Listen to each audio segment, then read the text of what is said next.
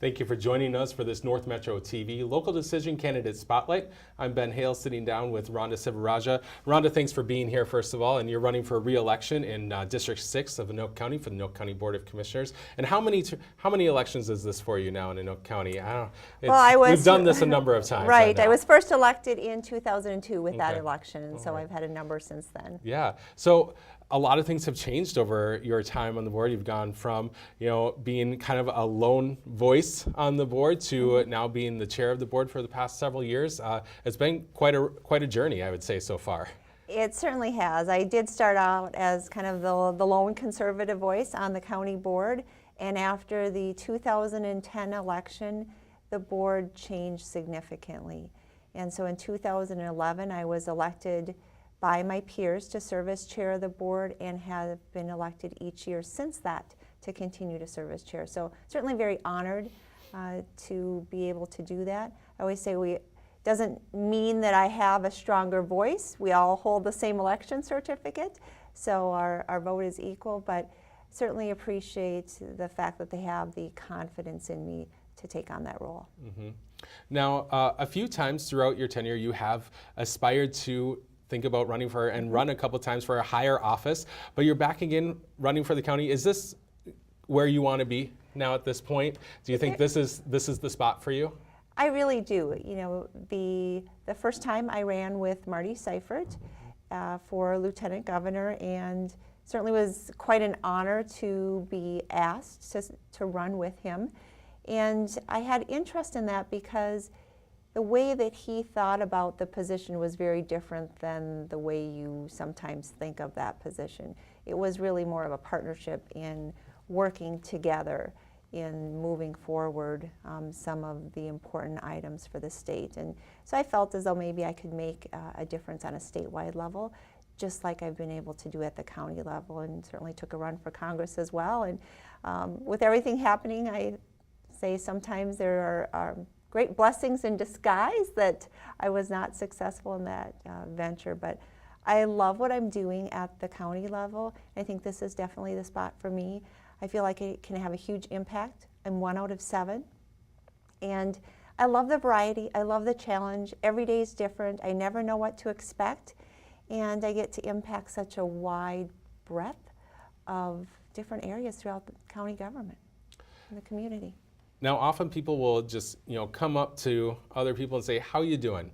How's Anoka County doing?" Mm-hmm. How do you think the county is doing under your leadership and the board's leadership? Well, I'm really excited about Anoka County and what we've been able to accomplish and really where it's headed. In the past, prior to taking over as chair in 2011, every year consistently, there seemed to be significant property tax increases, generally ranging from 6 to 8% a year. And over the course of 10 years, our property tax levy literally doubled. Under this county board, we, for 3 years, reduced property taxes significantly. And what I say is kind of a reset. It's the right sizing of county government, and I think we were able to effectively do that.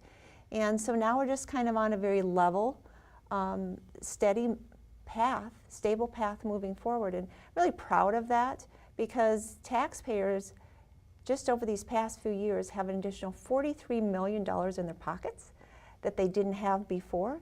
We would have continued on the path we were on. In addition, when I became chair of the county board, we had nearly $200 million worth of debt on the books at the county level. We've been able to successfully pay down that debt to about $135 million. And so we've really focused on needs versus wants. We've not tapped into reserves.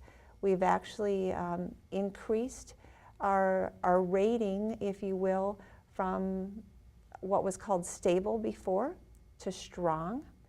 And so very proud of really the financial picture that we have. And I think we're headed on a really great course.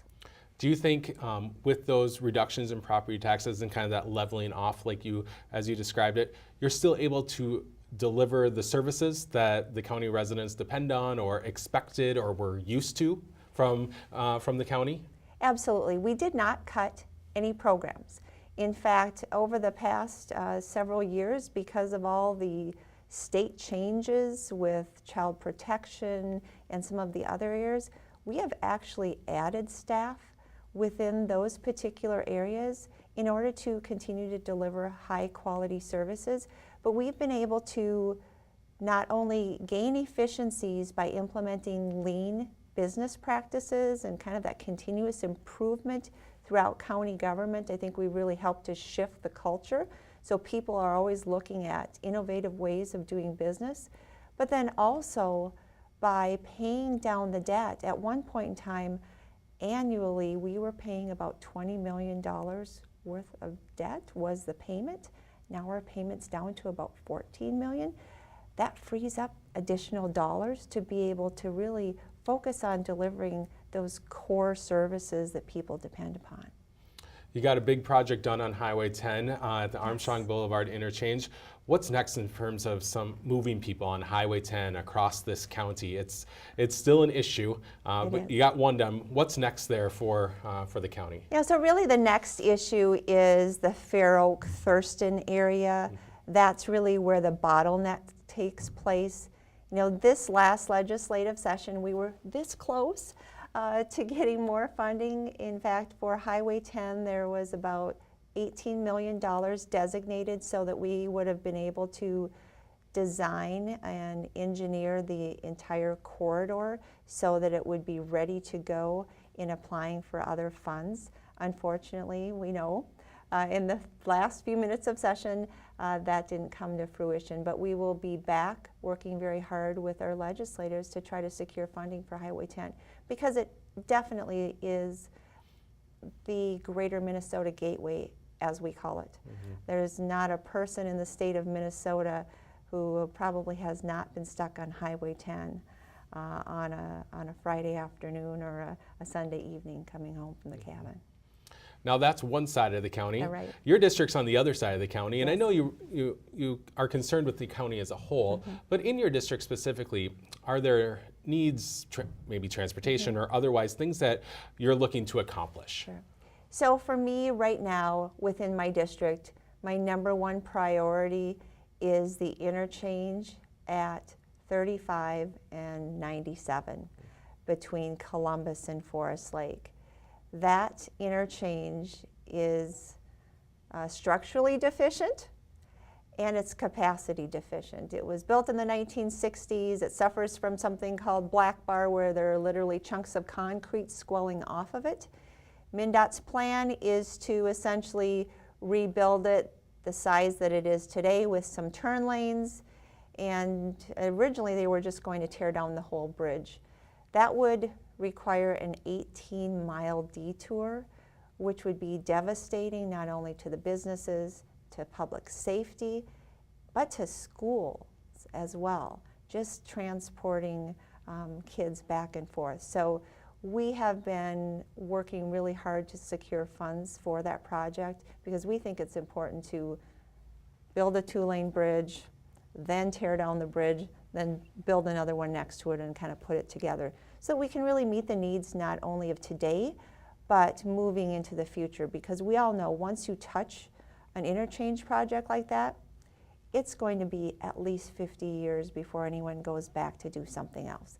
So that's really my priority. And again, unfortunately, in the last minute of the legislative session, that was another project that was lost because that project was actually funded within the bonding bill as well.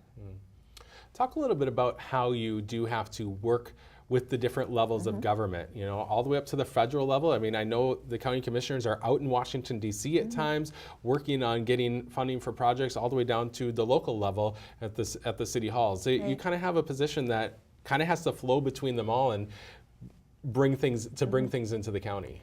And that's where building those relationships is really important. One of the things that this county board decided to do was to really be commissioners that are down at the Capitol.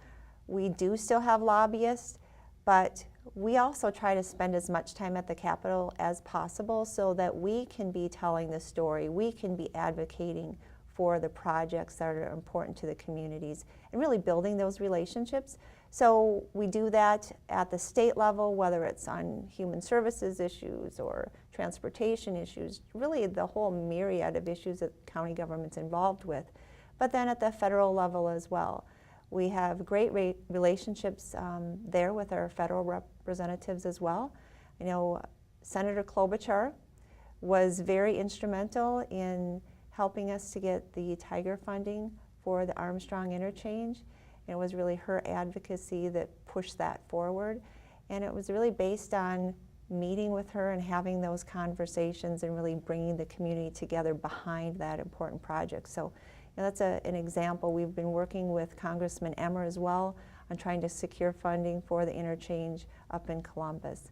So it really is important. We work with the local communities as well, the city officials, because anytime we have a road project within those communities, clearly we need to be working with them as well. Mm-hmm.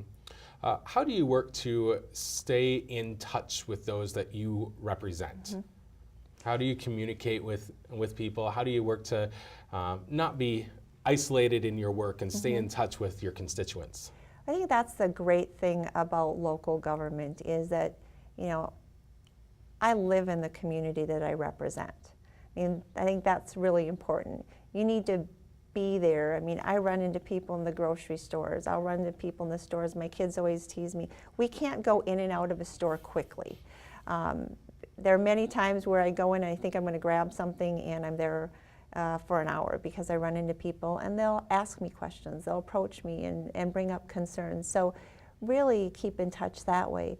But I am very actively involved within the communities that I represent. I show up at their events. I show up at their festivals.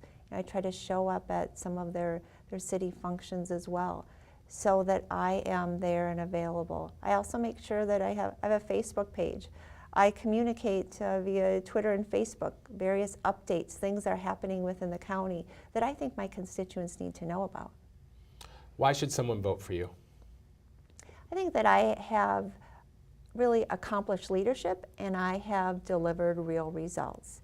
And I think lots of times people want to talk about the things that they're going to do. I've actually done them. Our 2016 levy is nearly what it was back in 2010. I don't think there are many levels of government that can say that their levy is pretty much what it was 6 years ago. And at the same time, I have been, you know, responsible. I have been accessible to the people that I represent, and I'm always willing to listen. I think that's really some of the important qualities that someone needs to bring as a representative, is really being accessible and willing to listen, because I do not have the market on ideas, and neither does anyone else. Sometimes getting that input is really, really important, because in the end, if you bring all of those pieces together, we end up with a much better project or a much better outcome in the long run. Well, Rhonda, thank you for coming in today and chatting with me a little bit and sharing some of your thoughts and opinions on Anoka County and looking to the future of the county as well. I appreciate it. Well, thank you. I appreciate the opportunity. And I do want to make everyone aware of as well, we did invite Rhonda's opponent to come in as well, but he declined that opportunity by not responding to the invitation. You can always head to northmetrotv.com for any of our local decision coverage. Is all there. There's the local decision tab right on the homepage. You can click on that, find the full slate of races that we are covering for you locally this fall. I've been your host, Ben Hale. Thank you for watching.